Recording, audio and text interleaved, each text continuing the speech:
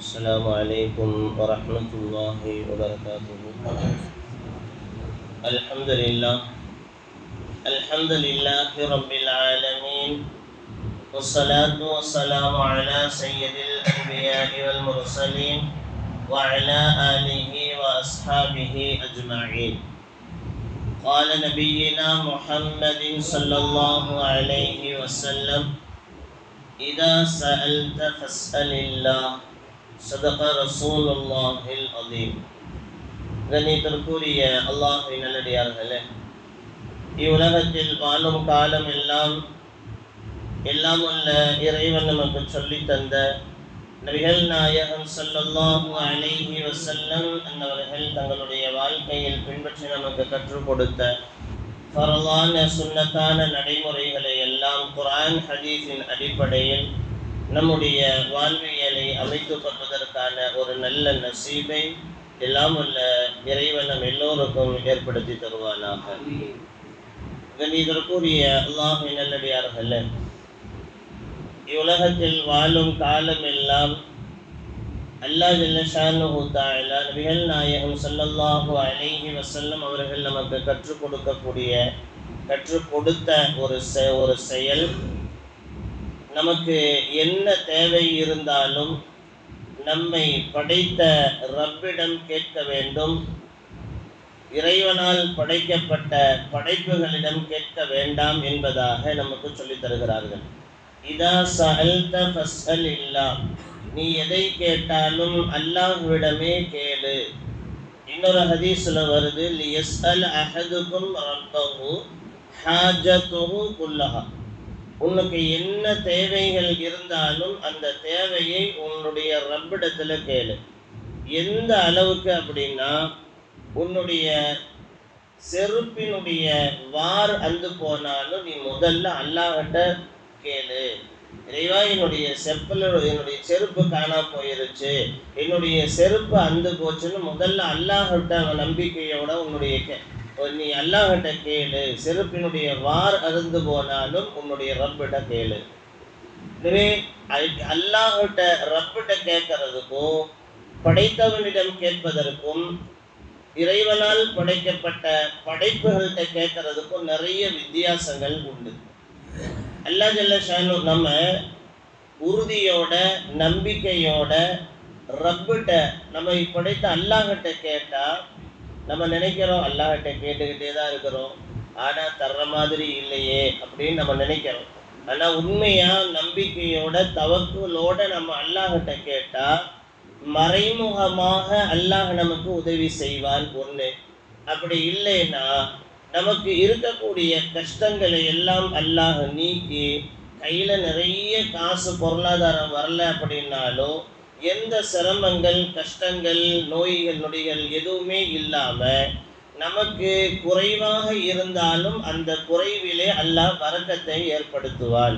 குறைவான பொருளாதாரத்தில் பரக்கத்தை ஏற்படுத்திட்டாலே நமக்கு அல்லாஹ் நிறைய கொடுக்குற மாதிரியே இருக்கும், கையில் எந்த விதமான பிரச்சனைகளுமே இருக்காது. எனவே ரப்பிட்ட கேட்டால் அல்லாஹ் மறைமுகமாக உதவி செய்வான் என்பதற்கு நிறைய வரலாறுகள் நிறைய உதாரணங்கள் உண்டு. அதில் ஒரே ஒரு செய்தி மட்டும்.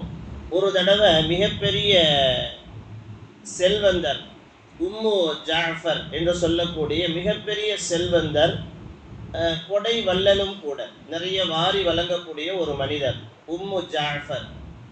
அவங்க ரோட்டில் ஒரு வழியாக போகும்போது 2 பேர் உட்கார்ந்து இருக்கிறாங்க.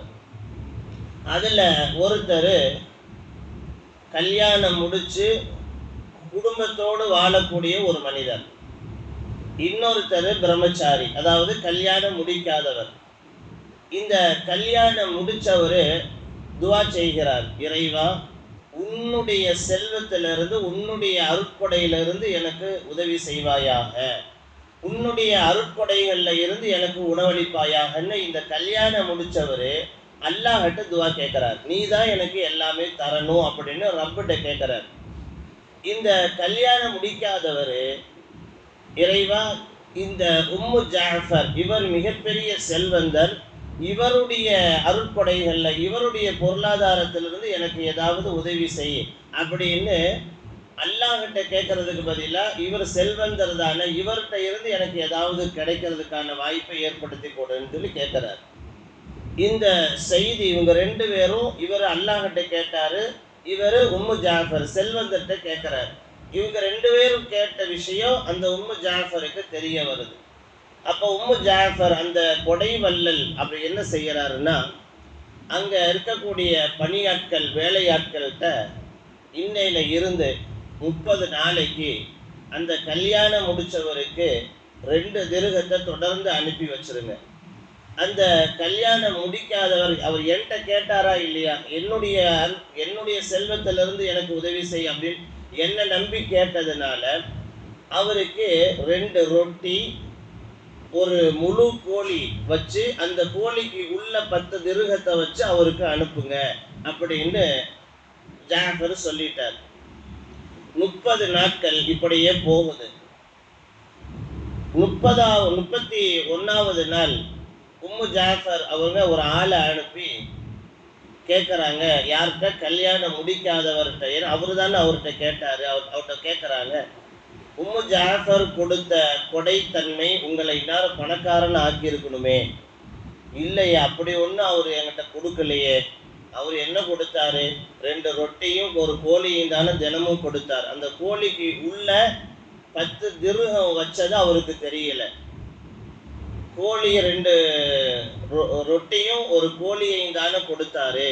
அந்த கோழியையும் ரொட்டியையும் வச்சு நான் என்ன செய்யறது, எனக்கே குடும்பம் இல்லை, எனவே அவருக்கு தானே குடும்பம் இருக்குதுன்னு சொல்லி அந்த கோழியையும் ரொட்டியையும் இந்தாங்க உங்களுடைய குடும்பத்துக்கு நீங்க வச்சுக்கங்கன்னு சொல்லி அவர்கிட்ட கொடுத்துட்டு அவருக்கு வந்த 2 திர்ஹத்தை நான் வாங்கிக்குவேன் அப்படின்னு சொன்னார்.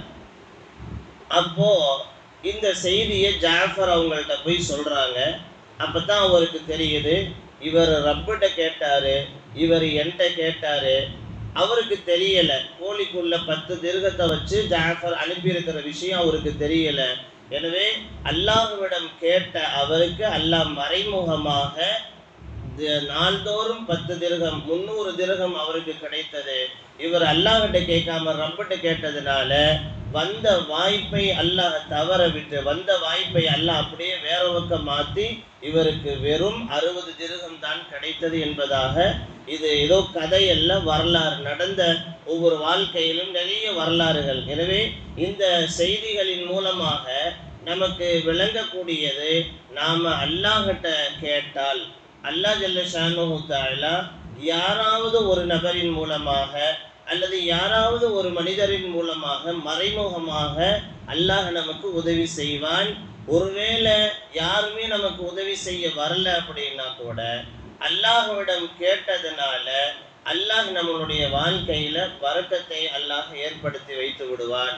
எனவே அல்லாஹ்கிட்ட நம்ம எப்போ கேட்க ஆரம்பிக்கிறோமோ அல்லாஹ்கிட்ட மட்டும்தான் நான் கேட்க போறேன், எனவே நம்பிக்கையோட சும்மா கேட்கறது அல்ல, எனவே தவக்குலோட நிச்சயமா என்னுடைய ரப்பு தான் எனக்கு தரணும் அப்படிங்கிற உள் உணர்வோட நம்பிக்கையோட நம்ம எப்போ அல்லாஹ்கிட்ட நம்ம கேட்குறோமோ அல்லாஹ் ஜல்ல ஷானுஹு தஆலா நம்முடைய வாழ்க்கையில என்ன பிரச்சனைகள், எவ்வளவு பெரிய கடன்கள், எவ்வளவு பெரிய பிரச்சனைகள் கஷ்டங்கள் இருந்தாலும் அதை அல்லாஹ் முழுமையாக நீக்கி அல்லாஹ் நம்முடைய வாழ்க்கையில மிகப்பெரிய ஒரு பரக்கத்தை ஏற்படுத்தி தருவான் என்பதில் எந்த சந்தேகமும் கிடையாது.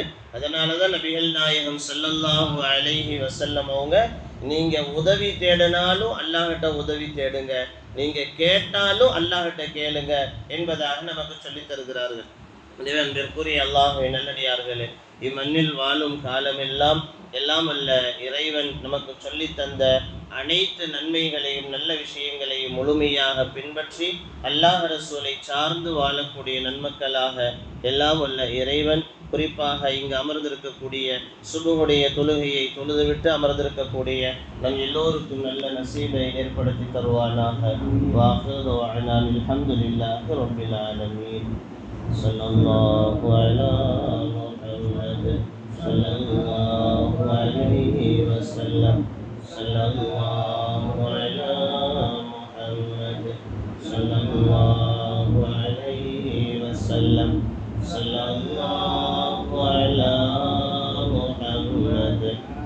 رب صل عليه